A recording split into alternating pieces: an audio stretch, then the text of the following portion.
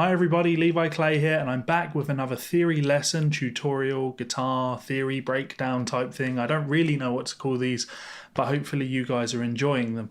This time I'm going to be looking at some of the guitar playing and compositional style of John Browne of the band Monuments. So those unfamiliar with John's playing, he is, in my opinion, at the very forefront of percussive rhythm guitar in the metal scene. I am a huge fan of his work, and hopefully we will have some projects coming together soon. So on that note, you probably saw that I was playing a new guitar in that intro. Yes, I picked up this beautiful mayonnaise to use for an upcoming project. What that might be, I will leave up to you. So it's a beautiful Duvel Elite. Hang on a second. What is it? Oh no, it's you.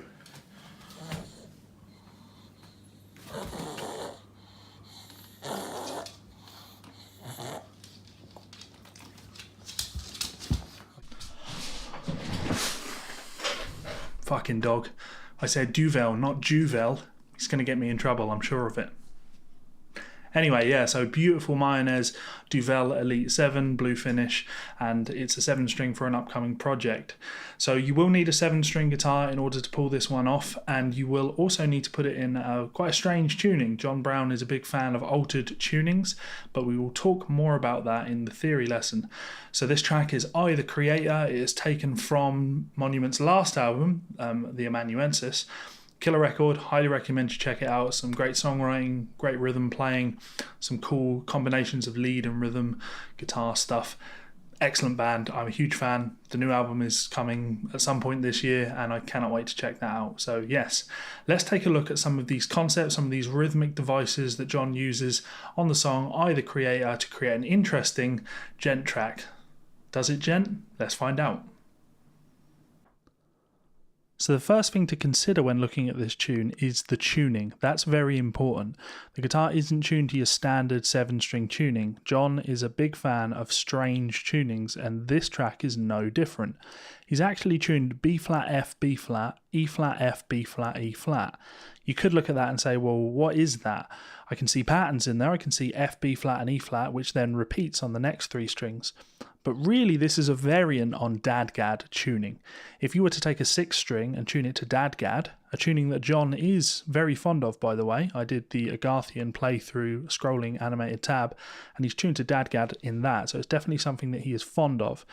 Anyway, if you take that Dadgad tuning and tuned each string down to the key of B flat, you would have the first 6 strings here: B flat, F, B flat, E flat, F, B flat. He's then just added a high E flat, and that gives that doubled F, B flat, E flat, F, B flat, E flat thing going on. I believe that's very similar to the way that the guys in Tesseract actually tune their guitars. So there are lots of benefits to this. First of all, we have a power chord on the bottom. It's like a drop tuning. But with that added doubled 3-string section on the, well, that'd be 6th, 5th, and 4th strings, matching up to the 3rd, 2nd, and 1st strings, it means that any melodic ideas that you play on the top strings, you can repeat on those lower strings for a doubled thick octave effect, and that is used to full effect here. So we're probably best dealing with that melody part, the lead guitar part, the high melody. Now when we take a look at this, this is just a 2-bar repeating motif. It's not particularly complicated. You might want to take your time with it and follow the picking directions, but in essence, this is a simple 2-bar idea that slides down the neck as it goes. Nothing crazy, but something that does need to be taken slowly because there are some position shifts. For example, at the end, you're hitting the 7th fret on the high string and then having to jump all the way back up to that 13th fret. And just doing that on a guitar that doesn't have fret markers, I can assure you, is a real pain. So what I want to do now is I'm going to cut in me playing that, but slower. I'm going to be doing this at about 70 BPM, and again we'll have the animated tab so you can really see how this is being done. That's going to sound like this.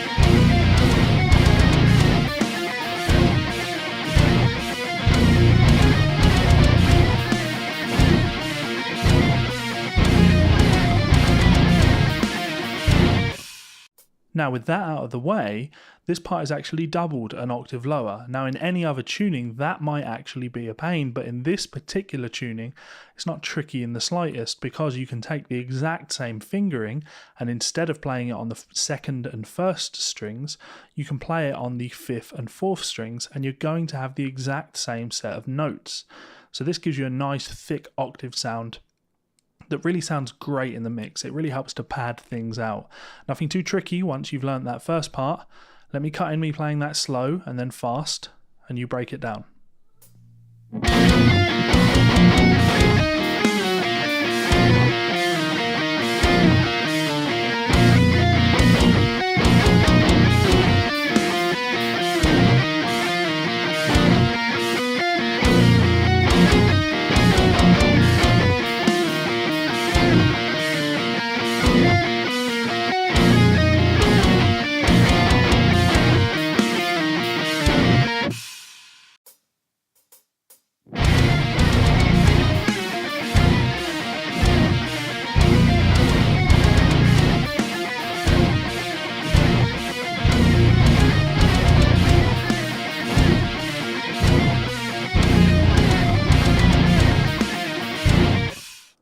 So all in, there's nothing too confusing there.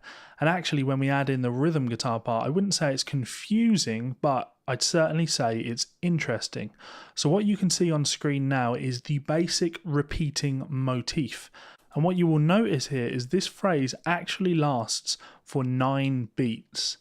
Now, we're not thinking of this as being a bar of 9/4, though I guess technically you could call this polymetric.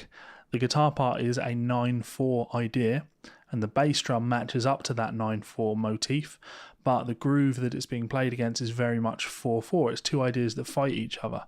The way this becomes interesting is that it's not forced to loop as you might expect back on beat 1. The 9-beat motif is played and then is immediately repeated. What this means is that you begin the phrase by playing or beginning on the 1 of the first bar, but the motif actually finishes at the start of the 3rd bar. Now that melody is still just playing over the top over and over and over. So when this rhythm guitar part begins again, it's actually now beat 2 of the 3rd bar. Again, the motif plays for 9 beats, and that will take you through to the 5th bar, and you're now beginning that motif again, but now on the 3rd beat of the 5th bar. Plays again one more time, and that brings you up to the 7th bar, and here you just play the first half, or slightly more than the first half, to take you up to a full 8-bar motif. Now that sounds crazy, but hopefully you can see that I have those shown on highlighted on screen so you can really see what's going on. That's the rhythmically interesting part of this. It's not predictable. When I'm writing classic rock and metal things, I tend to be writing 2-bar motifs that loop every 2 bars. This is a longer form idea. You might call it a hemiola. It goes over the bar line and repeats in an unexpected way, but that's a big part of the gent thing. Technically there's nothing going on here, it's just rhythmically a very interesting idea. So let me cut in playing that slowly, and then I'll play it again up to speed for you.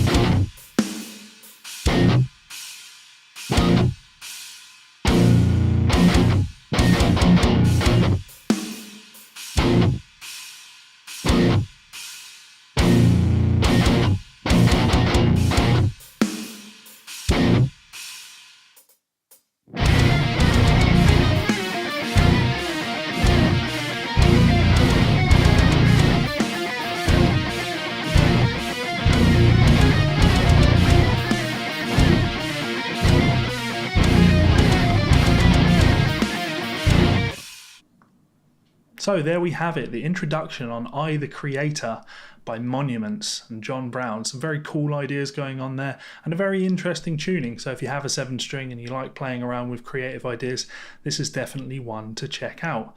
And yeah, if you did enjoy this, as I say, please do check out Monuments and the stuff that John Browne is up to. Head on over to those guys on social media and share that love. Let them know that I sent you. And on the note of sharing love, I just want to say a huge thank you to these people over here. These are some of my supporters over on patreon.com. They support the channel, so I say thank you to them like this. It's the start of the month, so I need to go in and book in their monthly lessons and the like. That's kind of how this works. You give me money, you get stuff in return. So if that is of interest to you and you might like to join our private patron-only Facebook group, you can check us out by clicking this button up here. You can subscribe by clicking this button down here, and you'll see 2 more videos here and here. One is mine, and one is John Browne himself playing I the Creator over at the EMG studio. It's an old video, but it's a masterclass in modern picking technique. John is one of the best rhythm guitar players I think I've ever seen, on the metal scene at least. So yeah, hit that subscribe button, share the love, and I will see you for another video soon. Bye.